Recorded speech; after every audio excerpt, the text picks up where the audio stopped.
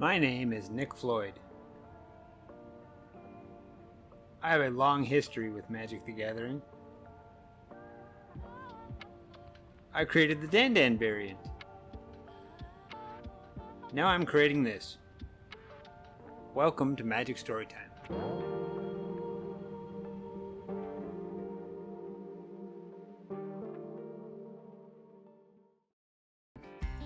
Today's trivia question is, Magic the Gathering did not start out printing premium cards, aka foil treatments.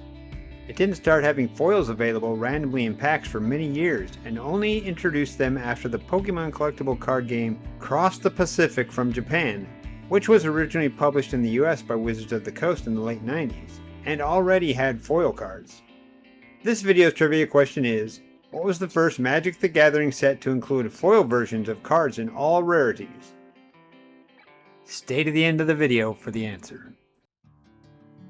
This is episode 17, 1999 Wyoming State Championship Tournament Report Western Story Gift for Amanda. In earlier videos, I've talked about growing up and playing Magic in my teens and college years in Wyoming. The following story is read mostly verbatim from a tournament report I wrote in 1999 about the Wyoming State Championship that year and posted on the website The Magic Dojo. I was able to find it on a Dojo mirror site around 2011 and archived it for myself.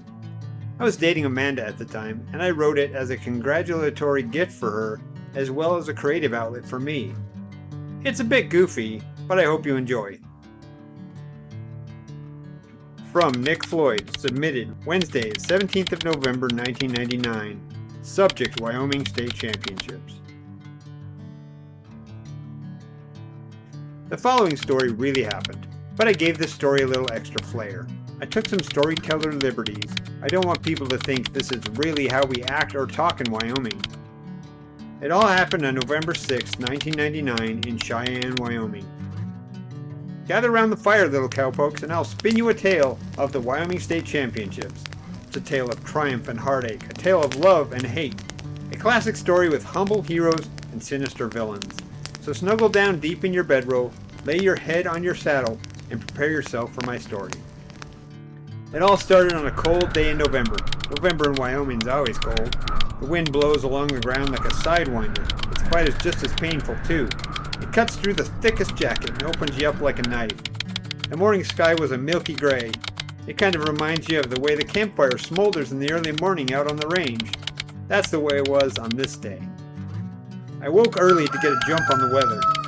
I filled up my new modern horseless carriage, that's what we get around these days here in Wyoming, and prepared to make the trek across the path from Laramie to Cheyenne.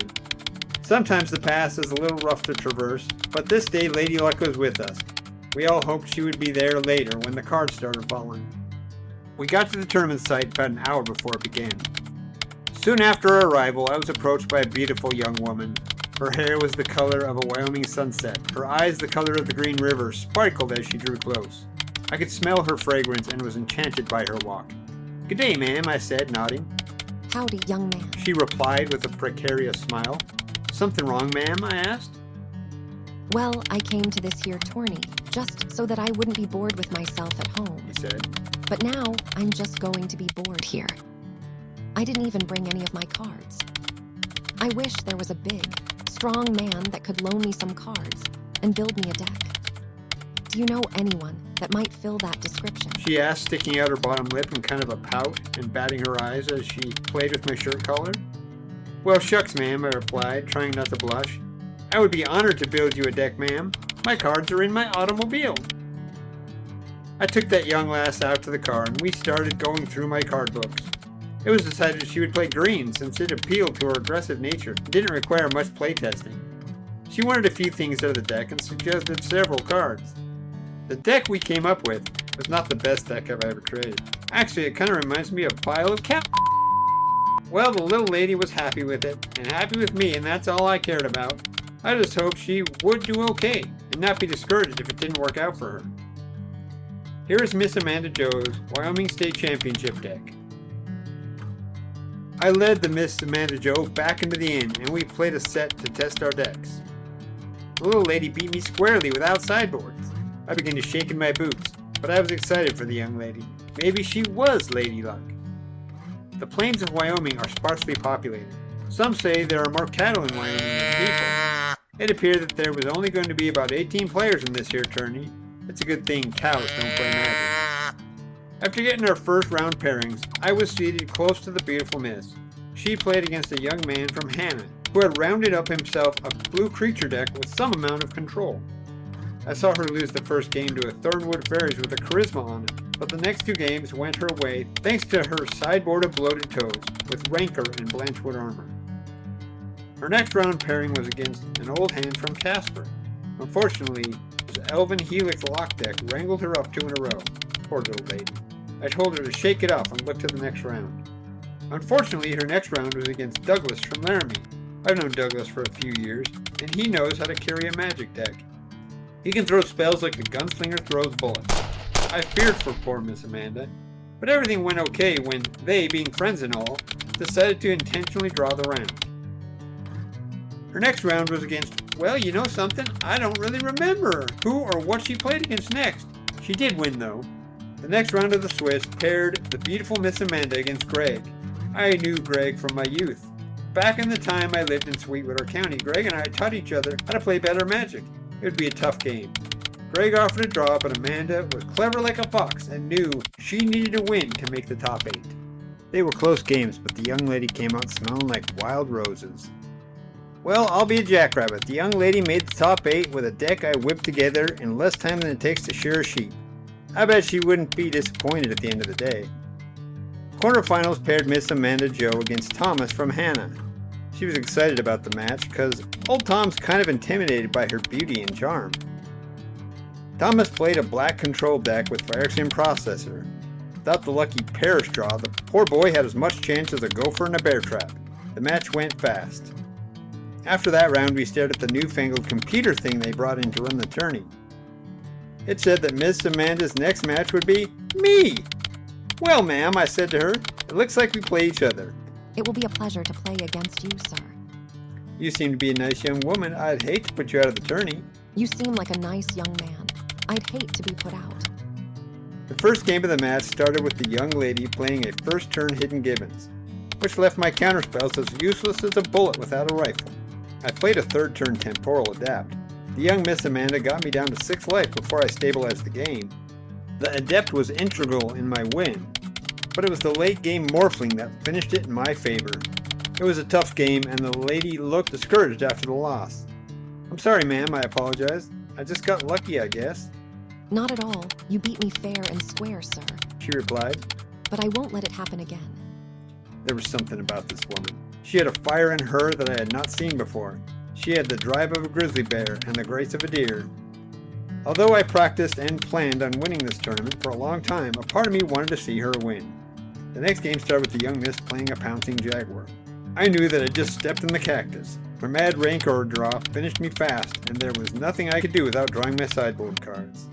The third game was a little different. I took some early damage and then dropped a sideboarded energy field. I was thinking I'd be okay for a while, but she answered my field with an Elvish Lyrist. I dropped a Yavimaya Elder and sacked him after a chump block. Well, to make a long story short, I lasted about 12 turns but only had 6 spells. Even after drawing an extra card from the Elder and filtering my deck of 2 lands, I could not draw a spell. My last 4 draws were land, and I died to 2 Titania's Chosen and a foil Treetop Village. As I drew my last card and realized I had lost, I looked into the young lady's sparkling eyes.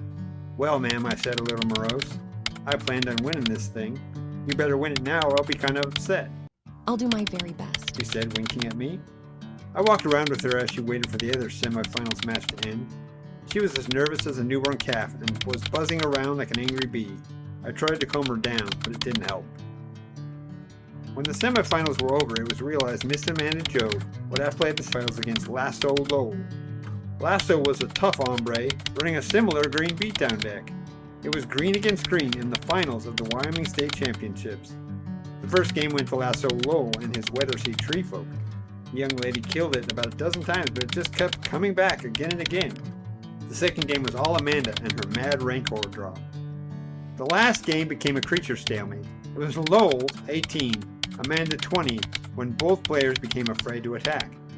Lasso had a riverboat with 2 Blanchwood armor and 2 rancors, but he was being held back by Amanda's very large Titania's Chosen. During the course of the final game, Amanda got all 3 of her Chosen in play. The game went down to top deck skill. Both players were playing 2 Dawn Striders that could make them invulnerable, but not one showed up on either side.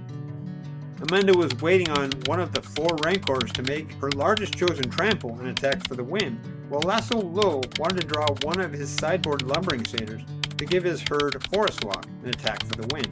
Finally, after about 25 turns, Amanda drew the Rancor.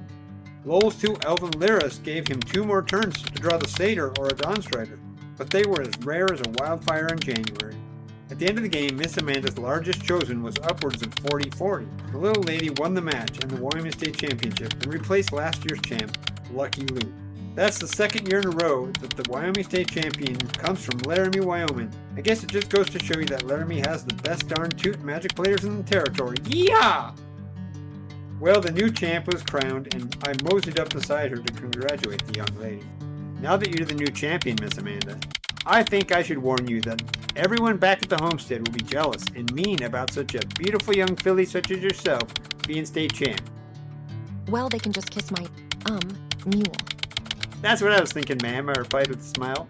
Would you by chance need a ride home, ma'am? I'd be glad to ride home with you. We loaded up and headed out. Hi-ho, Magic Man Mobile away! I gave my trademark collar to my Grand Dame, and we rode off into the shining Wyoming sunset. Congratulations, Amanda. Love Nick. 2026 Epilogue. Amanda and I were not ripe for each other in a romantic relationship, and we broke up permanently a month or so later. We remained good friends until she moved east closer to her family the following year. We are still Facebook friends to this day, and she gave her consent allowing me to share this story on my channel and provided the photo of her championship plaque. We are both happily married to our respective spouses and have our own families. We keep in touch a little and are happy for each other and where each of us ended up. This video's trivia question is, what was the first Magic the Gathering set to include foil versions of cards in all rarities? Answer, the first Magic the Gathering set to include foil treatments was Urza's Legacy in 1999. These foils looked amazing with incredibly vibrant colors and an almost holographic depth. In my opinion, they look so much better than today's foils, although my nostalgia might be making me remember them extra fondly. I also don't remember them curling at all, although Wyoming is a dry climate. They were beautiful and flat. If you get a chance to own some in near mint condition, I highly recommend them. Thank you for joining me for this episode. Don't forget to like, share, subscribe, and leave a comment.